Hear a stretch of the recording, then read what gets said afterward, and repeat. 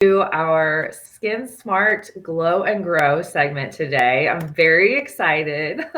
We have some ladies of Apprisen here today, and we are going to talk all things skincare, budgets, how to glow, and how to do it in the least expensive way possible, where to splurge, where to save. We're going to break it all down. So, Lisa and Irene, thanks for joining me today, ladies. Hi. I wanted to start because I'm always curious about what are other people's skincare routine, right? Like I know what I'm doing and I know what the TikTok influencers are doing, but what are my friends and coworkers doing? So let's just start by kind of sharing briefly what are you doing right now? What's your skincare routine, your self-care routine there? What's that look like? So I'll get us started here. I mine has evolved because I used to not even wash my face until I was like 30. And I would have friends come over and they'd be like, "Do you have moisturizer I can borrow?" And I'm like, "Nope, don't do any of that." But when I turned 30, my dad, kind soul that he is, put some anti-aging moisturizer in my gift basket. And I thought, well, that's a hint. I should probably start taking this a little more seriously. So now I have a pretty like solid daily routine where I do my cleanser, and then I have some vitamin C serum that I love, and then we go into the moisturizer. If it's like a weekend, then I might put a little like oil on my face, some sort of face oil. If not, then we're going straight to the SPF because it's so important. That's the most important part of the skincare routine is that sunscreen. So, and then I always like a little mask or something like that. So I'll throw one of those in there like once a week, and then at night retinol now. So we work the retinol in 2 or 3 times a week. Yeah. So that's what mine looks like. Lisa, what are you doing? Yeah, I'm pretty simple. Mine's evolved a little bit, but it's fairly simple. So at nighttime, I'm doing the same thing. I do a quick scrub. I do use retinol. I use it almost every night, probably 5 out of 7. But I mix it in with my moisturizer so that it doesn't have quite that dramatic effect because it certainly Nice. can. And sunscreen is so key. And I know you mentioned that. And I mentioned to my husband over the weekend, I said, "Oh my gosh, do you remember when our girls used to play softball? And I would sit at the ballpark literally from Friday morning until Sunday evening, and I wouldn't wear an ounce of sunscreen on my face or on my nothing. And so I wish probably starting a little younger, maybe in my 30s, I would have considered really the sunscreen more. But yeah, I'm simple. That's about all that I do. Get back up and wash. I will say I do have a little bit. I have an AM moisturizer Ooh, and I have a PM moisturizer. okay. So the AM moisturizer, is a little thicker, does have some SPF in it. The nighttime doesn't. So yeah, that's my routine. I like Short and it. I sweet. like I like that idea of putting the retinol in the moisturizer. So I'm taking Have to notes. give it a try. Irene, what's yours look like? What are you doing? Because of obviously the topic, it could get out of hand. It could strain your budget. So the same. I really do keep it simple. Just face wash, a clean. I am on the toxic free bandwagon right now. So, but I'm also on a budget. So I use like Honest. That seems to be a moderately priced toxic free product line. A toner and a moisturizer. As I've gotten older, yes, you start needing a little bit more products. So now I actually do an eye cream as well. But when I was younger, I just did those three. Cool. Thanks for sharing, ladies. I appreciate it. I'm always just so curious of like, is there anything I need to add to mine or or subtract? And I think there's just been a rise in with social media interest in skincare, and I also think that maybe COVID had a part to play in that because we were all home and looking for things to do, maybe having our own little spa days, and so I think a lot of people got more into skincare. But ultimately, where I want to go with that is that there's so many products out there, so many different price levels of products. And oftentimes we equate the quality of the product with the price tag that's on it, right? And so there's this real like allure to these very expensive skincare products. And so I just want us to talk a little bit about maybe why that exists. What are those promises that are making that are attracting us to that? So, Lisa, any thoughts there? Oh, yeah, definitely. How about it deeply cleanses and detoxifies that sun damaged skin while tightening and brightening Build, and making you look younger? How about that? Those allures. And right there, you have 100 products that you're trying to choose from. Yeah, exactly. It's a huge industry, and I think, with the like societal expectations and norms that we see, there becomes more and more pressure to buy skincare and to have that routine and to get the expensive stuff because you're kind of trying to keep up with I'm trying to think of another word, not the Joneses, but the the TikTok influencers of the world, the Janes of the skincare market, maybe. So, Irene, obviously, we're talking skincare and budgeting. So, talk a little bit about why it's important to be cautious about overspending and falling into some of those habits of buying expensive skincare. Definitely. Well, one of the easiest responses is it could strain your budget, right? You could get out of control. Like Lisa said, AM, PM products and toner and masks. And so it could just put a big strain on your budget if you're not cautious. But another thing that a lot of people may not have thought of is that you really have to be cautious because you are really, a lot of times, you're paying for the marketing and hype. Like a lot of products, they're promising miraculous results, but you're really just paying for the marketing, the packaging, and that's what makes it expensive. And if it's connected to a celebrity, like J-Lo has her own product line, that also adds to the pricing. So you have to be cautious of that. Just because it's expensive does not mean it's quality. And, we all know that, right? A lot of times you're just paying for the brand name, and that's what makes it expensive. Definitely keep that in mind. Great points. And like many spending decisions, it can be, especially with skincare, I think, these are emotional decisions that we're making often, right? Because especially maybe at the beginning of a skincare journey, like what motivates you to do that, right? There's this kind of psychological aspect to it where you're starting to see that you're aging.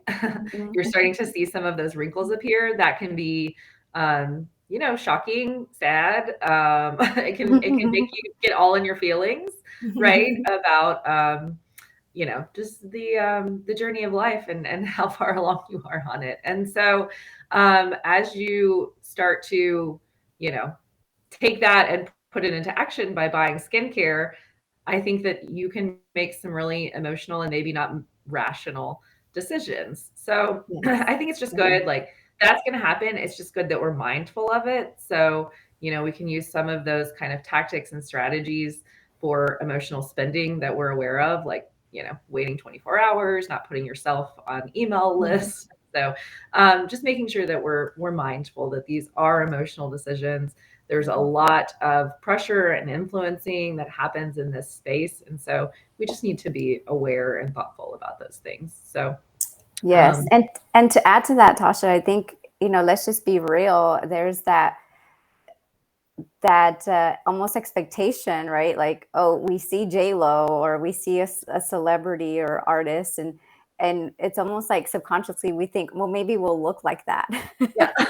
Which is not the Right. case at all. Like, that's something to keep in mind as well. It's such an emotional response. You see their skin glowing and you're just like, you respond and you're just, yes, add to cart. And the reality is you're probably not going to look like that. And they have personal trainers and nutritionists and Mhm. makeup artists and filters. So Mhm. yeah. Well, and I think you hit on something just very briefly. I know we want to get into talking kind of budget ideas here, but something that I was thinking about when you said that is that so much of our skin health is not related to product, right? It's about our nutrition, it's about our hydration. So when you're thinking about skincare, it shouldn't just be, you know, the moisturizers and the toners. It's also how are you treating your body, because your skin is your biggest organ. And so it is going to reflect the way that you're treating your body, the things you're putting in it. So that's a good reminder to be holistic when you think about skincare, right? Yes, Yeah. 100%, because it really does begin on the inside out. Yep. Yep. Cool.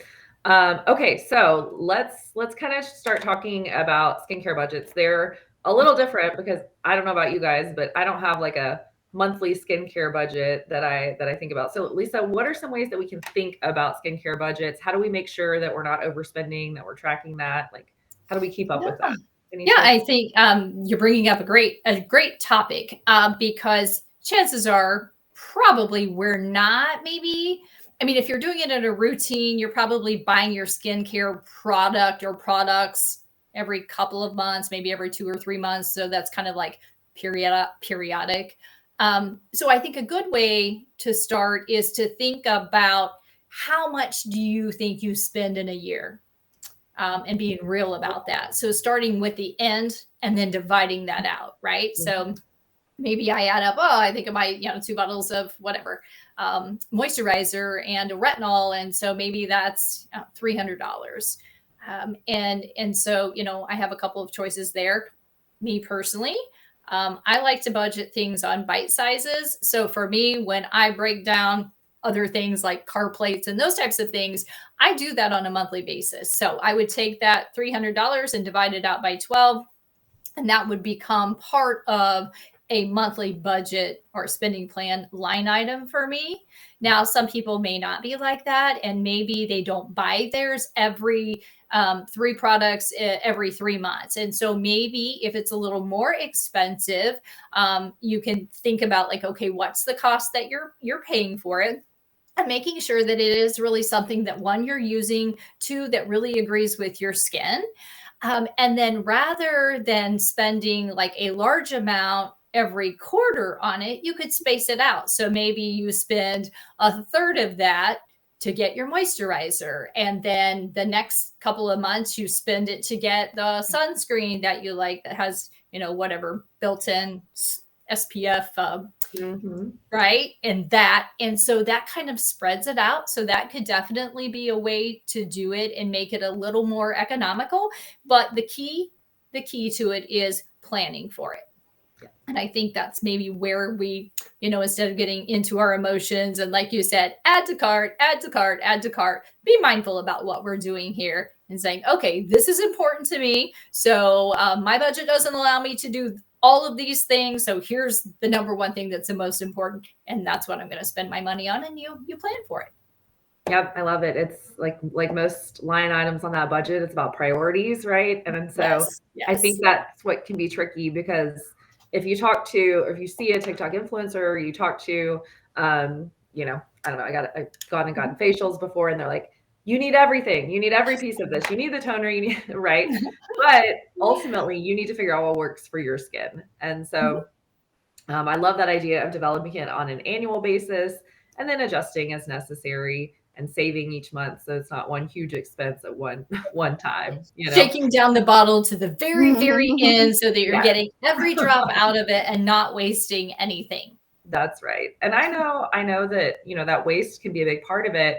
One thing that I have found very helpful is, every couple of years I'll do like a birch box for a couple months, and it has a bunch of samples in it. And so that's a good way for me to just like try new products without committing to a large bottle, because I don't know about you, but I'm not going to spend like $50 or $80 on a full-size product when I don't know how it's going to work with my skin. It could be the greatest product and work super well for, you, Lisa, but then I put it on mine and my skin's like, no, thank you. So having like doing those samples, I think can be a good way to be mindful not just about your budget, but also the waste that you're creating there with skincare products that you're not using. So yeah, that's one of my little fun creative ways to save money. But Irene, any other thoughts there? Like, what are some creative ways that you think we can save money but not compromise on skin health and the quality of our skincare? Yeah, I mean, I have a few thoughts, because I think what you mentioned earlier is, sometimes this could be a priority for somebody, right? And they might not like traveling, but this is huge for them and they're not going to compromise. So I definitely don't want to talk somebody out of that priority, right? If that's their priority. So I was thinking of a couple of ways where you could still, if this is important for you, splurge on that, but also save. And so one of them was use less. You don't have to use a big amount. You could start out with a small amount and then build up if necessary. That's what I'm doing to stretch out the lifetime of my toner. I've used to use it 3 times a day. Now I use it mainly at night, because, I usually have makeup and it just helps remove everything. I really haven't noticed a difference. I haven't seen that it's compromised the look. So that's a small bit there. I was sharing with Tasha, I believe last week, that I had seen an interview with Salma Hayek, and they asked her what her secret was, and she said she not to wash your face that often, which goes back to what you said earlier, Tasha. Yeah, So you weren't so far off. I was ahead of my time. Yes, but I think she meant it more in the morning when you're waking up. And she said just basically splash some cold water and you should be fine. But again, we will add the caveat that's not for everybody, and just obviously use caution there if you're going to do that. Another point that I was thinking of, Tasha, and you brought it up already, but yes, hydrating and having a healthy diet is huge. That's actually the most important part, because your skin does glow when you're properly hydrated and you have the proper nutrients. I have had, and I'm sure you guys have noticed that when I'm not drinking water, which by the way, I should be drinking some right now. We do notice a difference. Our makeup is kind of cakey and it just doesn't settle well. We don't have that dewy glow that we all, kind of aspire to when we see somebody like J-Lo, right? She's known for dewy, glowy skin. So that's important. Another big one, shop around. If you're an avid Amazon shopper and you're trying out something for the first time, don't just order it from Amazon. Go to the main brand website, because a lot of times they have first time buyer or shopper promo codes. So there's a savings right there, right? Sometimes there's a sale in another website, and so maybe you could get a deal there. So that's a trick that I've learned, because I do automatically go to Amazon a lot. Now if I'm trying something new, I go to their brand website first and get that promo code. A big one that recently saved me when I was trying the toner that I actually use now is plugins like Rakuten and Capital One Shopping. This is huge. So my friend recommended this toner. It's, again, toxic free. It's about $30. So I went to their website, and because I had the Capital One Shopping plugin, it automatically applied a promo code they had running. It took my shopping cart total from $30 to $5. Like, I would never have known that promo code existed. So definitely, I'm a huge advocate. Add that Rakuten, add that Capital One Shopping plugin, and we'll add the links to the comments for this, because it will automatically tell you what promo codes are running, and a lot of times it'll automatically apply. So I definitely recommend that. And the last one that I think is really big, and I think it will be helpful for a lot of people, is look for dupes. There's a app called Brandify that gives you the affordable options to big, expensive care products. So it gives you the dukes. So you don't even have to waste time. It does it for you already, which I'm a big proponent of, right? Time is money. So if it already does it for you, then try out the app. Those are great. I've got some downloading to do.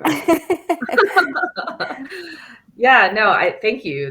I think those are awesome tips. As you were talking, I thought about one thing that I do is, yearly there's like a Sephora insider sale, and so that's usually when I buy like most of my skincare, and I really just stock up. I'll buy a couple of each thing, that way I have it. So especially like Lisa said, if you're budgeting on a yearly basis, then it can be smart to look and wait for those sales, whether it's Sephora or Ulta or wherever you, can find it the cheapest, and then stock up, right? Mhm. And if you have a Costco membership, their skincare offerings are pretty good. So that can also be a good place to look and see if your brand is available there and on sale. So Definitely. um, Yeah. And to add to what you just said about Lisa's earlier point, when you are putting together that budget, annual amount, base it off the original price. And if you apply some of these tips, you end up getting a promo code or you find a dupe, then now you've saved money. like it. That's good. Because then you have that little extra, you can treat yourself. Yeah, exactly. Treat yourself to a little face mask or something at the end of the Yeah, year. exactly. Except for when you get stressed and need it. So. Awesome. This has been a really good, cool conversation. I've learned some things. I've got a few new skincare savings tips that I'm going to put into action. I think we're all going to leave here and go hydrate, and make sure that we are glowing and growing in a budget-friendly, responsible way. So, any last words before we sign off, ladies? Like you said, it starts within. And I think one of the easiest ways is definitely proper hydration, getting taking your Flintstone vitamins, getting your healthy diet in. I think that already will make a big difference, for sure. Yeah. Yeah, the only thing I have to say just to add is like, hey, some things that I do is I do look for like natural ways to moisturize the skin, or when you're talking about like you do your deep cleaning or a weekly mask, and that really is looking for natural or household alternatives. And so Pinterest is really great for that. So you can get yourself a honey lavender facial scrub and make that up, and kind of test what you have at home. And so yeah, give that a try too. You'd be surprised at how it can help your skin glow as well. So that's all I have to contribute. I've been seeing something about a banana peel, so we might have to check in on that after this. I'm telling you, maybe that can be our next live event, Yeah. right? We can be testing these things out, so we can do like the before and the after, Yeah, and I like help it. take that pressure off from our fan base out there who's listening to us. If you've tried any of these things, then let us know in the comments how that went. What's your skincare routine? What tips and hacks do you have to help us save money in that area, but not compromise our glowing skin? Cool. Would love to hear from you guys. And if you have a topic you want us to talk about in the future, then let us know. And that's it, y'all. Be skin smart, glow and grow.